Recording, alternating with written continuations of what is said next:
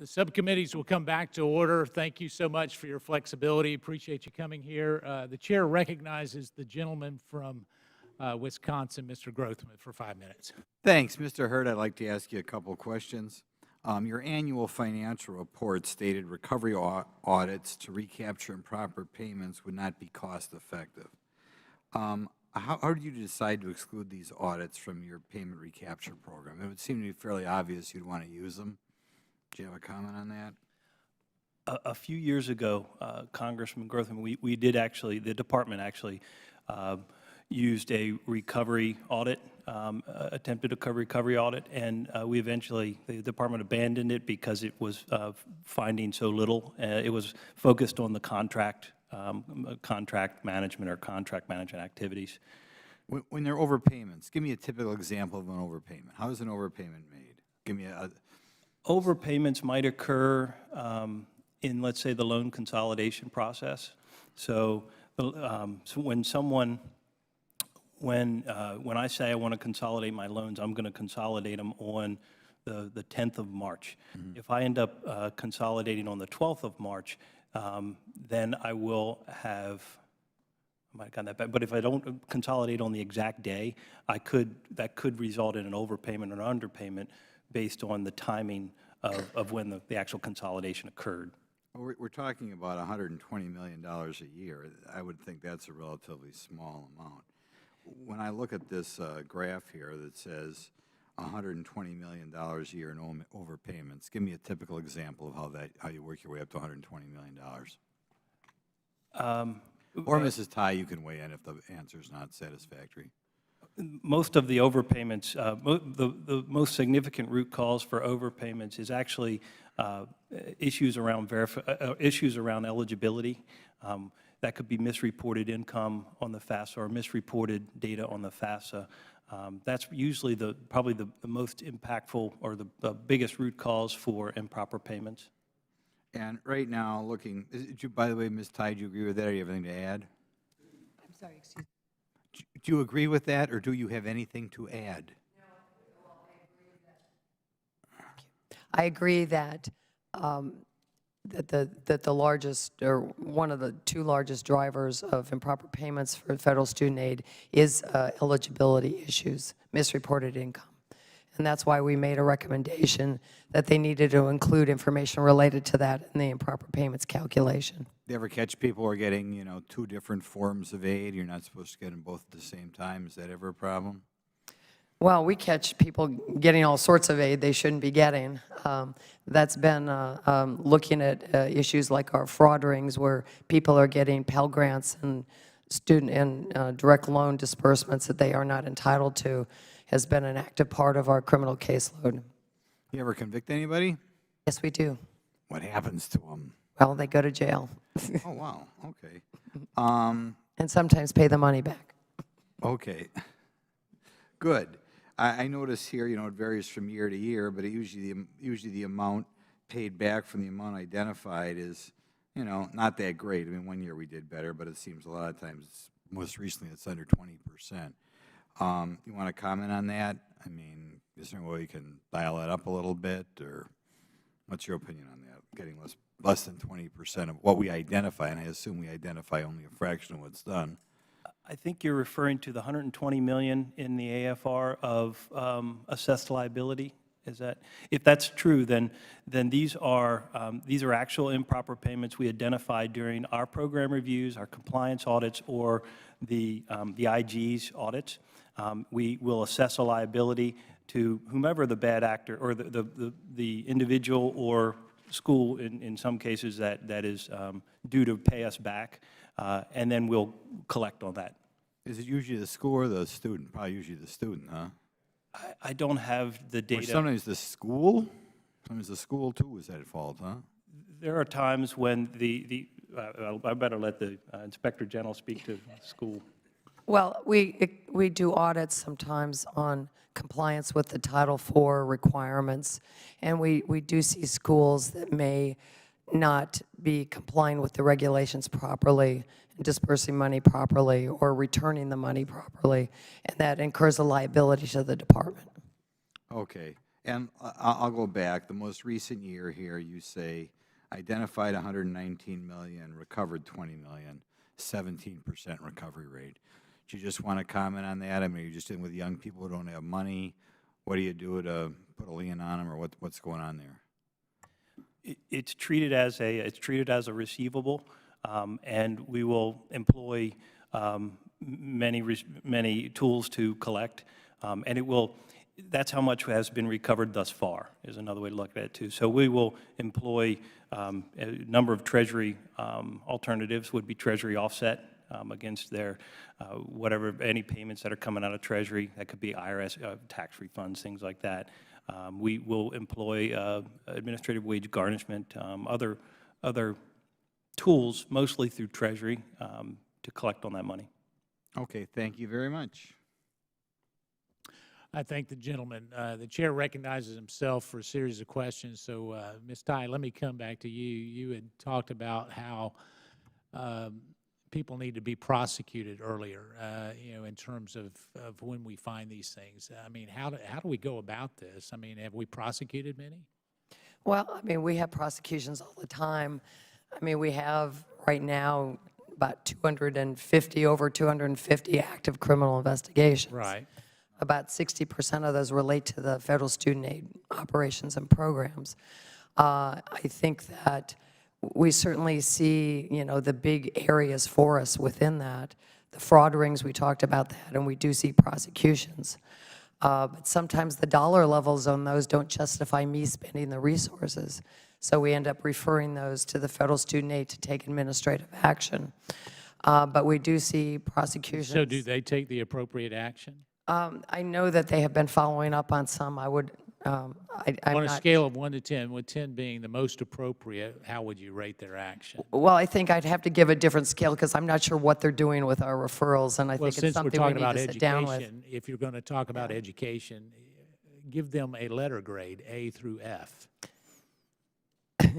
Well, I'll give them the grade of I am not sure. I know that they have taken some action on some So of it. do you not see it being a problem if the Inspector General is not sure? Does that mean that you don't have enough information? I don't have enough information. It's actually an area I've been wanting to sit down and talk to FSA about. All right. So if it's an area you want to talk to FSA about, and since it was made very clear earlier today that all of these problems apparently are the problems of Ms. DeVos, would you agree with that? Well, no, this is, I think the issues related to referrals of, Didn't they happen before she was even confirmed in her yes. position? All right, let's be clear about what it is and what it is not, because it's very easy for us to start to go after a new secretary who, all of these things that you're talking about, I don't know that even we had President Trump in the White House at that point when you were identifying these areas of concern, did we? no. All right, so if we're looking backwards and we're looking at these issues, tell me about program review and where we are in terms of you being able to make a good analysis. Do we have good audits? Do we have what we need there? We did do a review a couple of years ago, I believe in 2015, that found a number of issues related to the program review process. And Mr. Runcie got right on those and fixed them all, did he not? Well, they did do a couple of things. They did implement a quality kind of assurance process where they reviewed the program reviews All themselves. right, so they did The problem quality assurance, was, since we're talking about improper payments, Yeah. quality assurance, I guess that's why the direct loan program went from $1.28 billion up to $3.86 billion in improper payments, and the Pell Grant program went from $562 million to $2.2 billion because we put in additional quality assurance. well, I no, I don't think the reason. The issue we had, which I should explain with the quality assurance process, was that they had recommendations for improvement, but they didn't require the managers to take action. And that was one of the findings in our report. So they would make recommendations, but they wouldn't have to act on those recommendations. Well, at that point, we were looking at it. They did not have a process in place to act on them, no. Do they now? I would have to get back and check on that. As part of our audit resolution process, I'm not sure what the status of that recommendation is. Would you say that as part of your audits, there's a whole lot of outstanding issues that still need to be made? Yes, that's fair to say. All right, so on a scale of 1 to 10, I'll give you a different one. On a scale of 1 to 10, how much work is left to be done to satisfy those outstanding issues, with 10 being the most amount of work and 1 being hardly any? Well, I'd say, they're at a 5. They've done some work to trying to resolve some of our audits in the past year, but there's still some ways to go. All right. So this is a performance-based organization, is it not, a PBO? Yes, it is. All right, so that means compensation is directly related to performance. As I understand it, yes. Okay, so let me ask it a different way. Compensation should be directly related to performance. Yes. So have you seen any correlation between the compensation and the performance? Because I cannot find any, and so I'm just trying to get to the facts here. I'm not privy to compensation knowledge about the senior leadership of those student So if aid. you're not, how do you properly oversee, if we're a performance-based organization, how would you properly oversee whether we're actually doing that or not? Well, we do look at a number of issues related to FSA, and we've made a number of So recommendations who's for overseeing? improvement. Is that you, Mr. Hurt? Are you overseeing whether people get the proper compensation based on performance? No, performance. I didn't think so. So who is? The performance evaluations for the chief operating officer would be determined by the department's senior leadership. And then within the federal student aid, performance is evaluated and awarded based on a process consistent with the department's award process, but done by the operating committee essentially at FSA. All right. Maybe I'm confused, but what the heck does that mean? I mean, I don't understand how, if I'm going to explain that to the American people, when you say consistent with other things, why would a COO get a bonus of $75K last year when your improper payments went through the roof? I can't speak towards the, Did you get a bonus? I did, sir. Performance bonus. Yes. So Mr. Runcie said that improper payments are all your responsibility. Is he accurate with that? I am the program accountable official for improper payments related to. So why did you get a bonus then paid to you based on these, what I would call abysmal results? I think the results are based on it's an estimate that's published in the AFR, and the estimate is, it essentially went up because of changed methodology, inclusion of more root causes in the. So you're saying it's just we started reporting it better and it's not really any worse? I'd say You're under sworn testimony because, and let me tell you, you're talking to a guy that looks at the numbers, and I'm going to go back and look at them. So are you saying the improper payments are no worse today in fiscal year 16 than they were in fiscal year 15? I'm saying the rates went up based on a change to methodology and based on the inherent variability of the methodology. So the methodology, because we focus our funds and our resources on high-risk program reviews, we don't have sufficient randomly sampled numbers of reviews and audits to be able to produce a statistically valid estimate. We would have to make a management decision to divert our resources from going after improper payments and assessing liabilities to coming up with a better estimate to do that.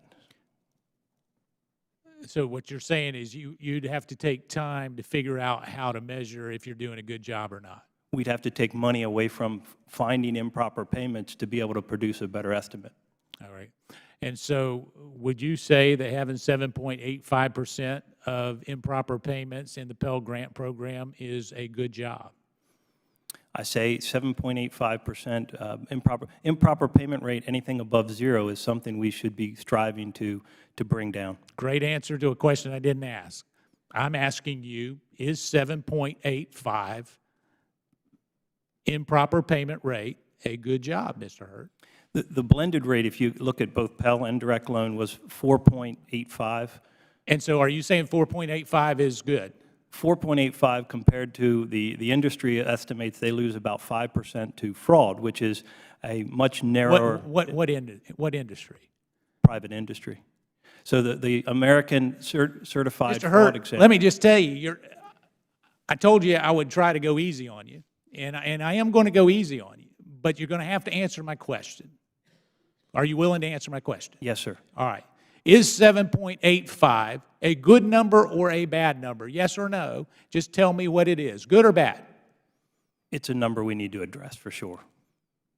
We're going to wait until you answer it. Is it a good number or a bad number? It's a bad number. All right. If it's a bad number, at what point is it a good number where Inspector General Ty can applaud you and say, this is great?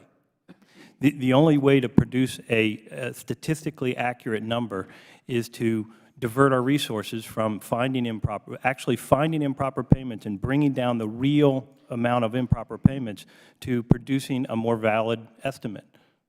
All right, Justin, will you, maybe you can help me see how the PBO is working or not working, Mr. Drager, if you can help us maybe have a little clarity here.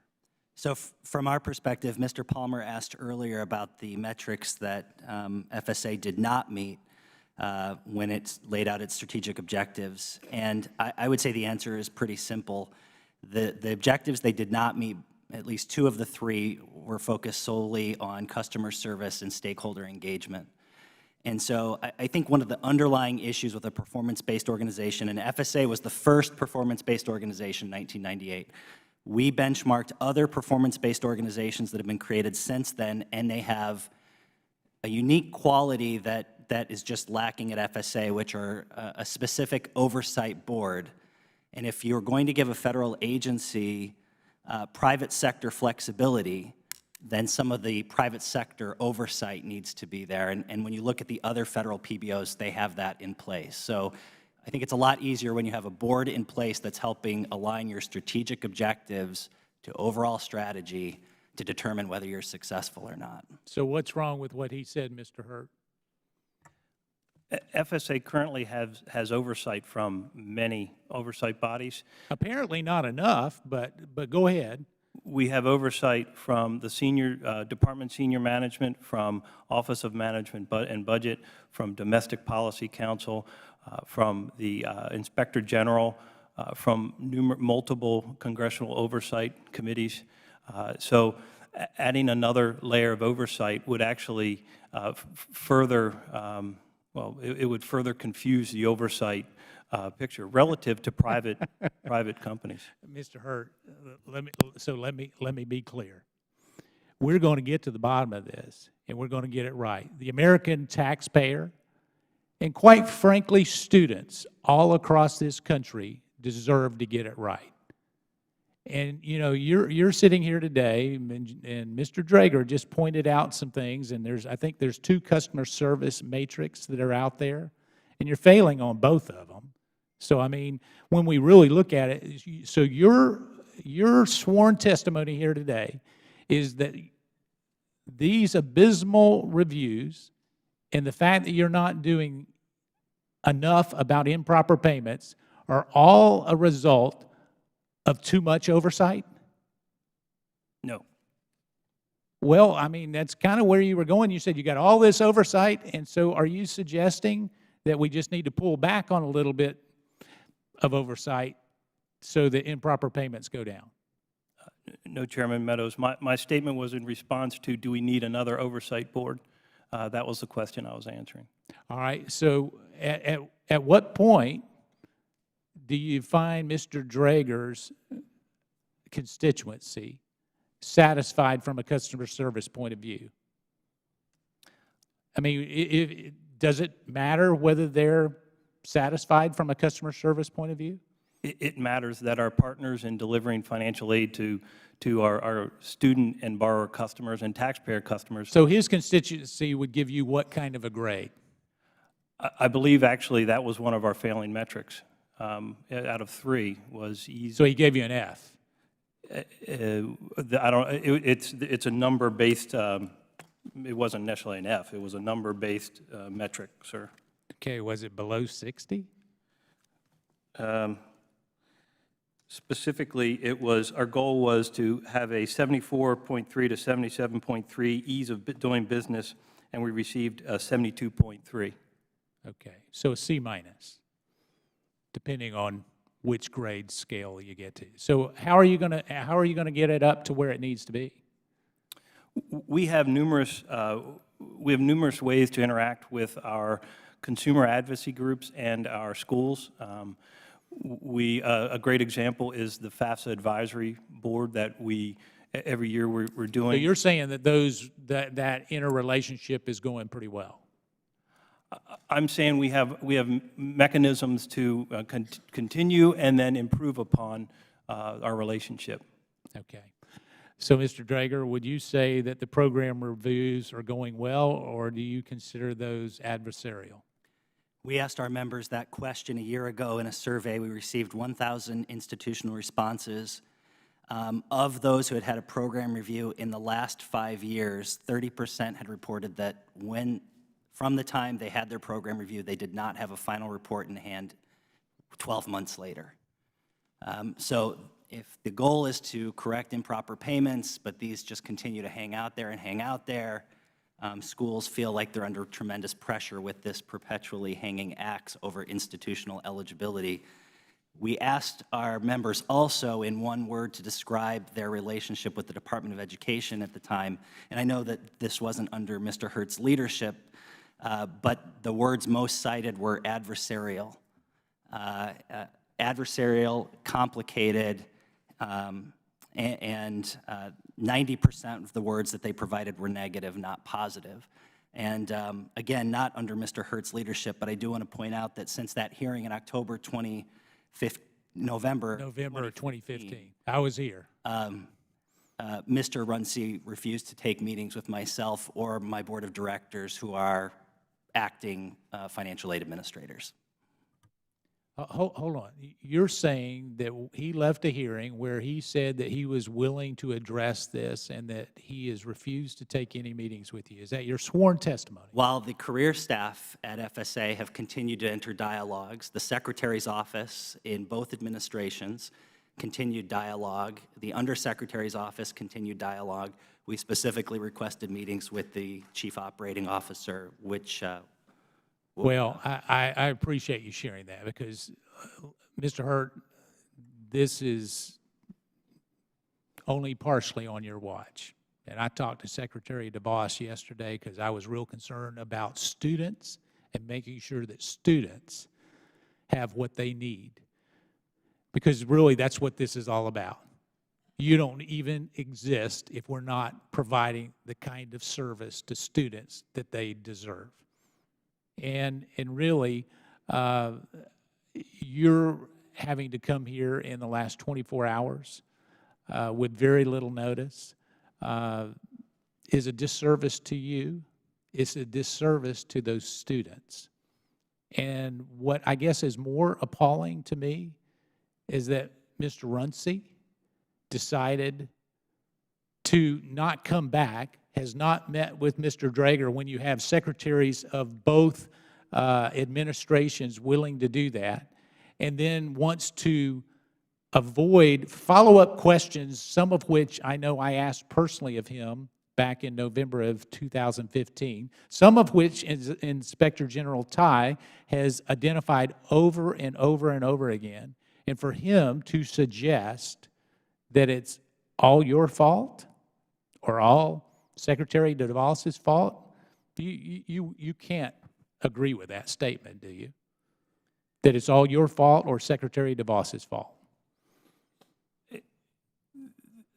I couldn't speak for what Mr. I've given you 40 minutes to come up with a better answer, Mr. Hurt. I'm sure you've talked to counsel. I'm sure you've talked to everybody else, and they may not want you to say anything, but I would remind you under sworn testimony, we can compel you to answer the question. So at this point, is it totally your responsibility for what has happened on improper payments? Totally and completely. I am the program accountable official for direct loan. Great answer to a question I didn't ask again, Mr. Hurt. You're making this more difficult than you need to be. Is 100% of the responsibility yours, Mr. Hurt? No, sir. All right. Is 100% of it Secretary DeVos's? No, sir. So if that's the case, and we understand, and I agree with that 100% of it is not your fault, how do we fix it? How do we fix this problem where I'm not coming back here with unbelievable billions of dollars, customer service reports that are not there, an Inspector General's request for a number of things, which I understand she gave you a little bit of a pass because apparently in the last few days you've agreed to do that. So I would assume that there's a new sheriff in town and so they're going to get it done. How do we make sure that this doesn't happen? We stay vigilant on oversight, sir. All right, so what is success going forward? So let me put it more bluntly. If you're going to get a performance bonus, at what number do we peg that to? It's hard to peg it for improper payments to a number. Well, it's not hard for the American people. The American people said if you lose over $3 billion, they would think that you should get a 0 performance bonus. And I know that you don't agree with that, but at some point, we're going to have to get to the bottom line, you know, and figure this out. So what's the number? The estimate is variable based on the methodology, so I can't come up with a precise number, sir. Since we do have oversight capability, here's what I need from you, and I need you to take this back to the Secretary and make sure that we get it. We need to know the matrix for what performance, good performance, excellent performance, and poor performance is going to be for your senior management, for the new COO, whomever that may be, for yourself, for the others, and we need to understand what the matrix is. We need to understand where customer service comes in and what it factors in with that as well.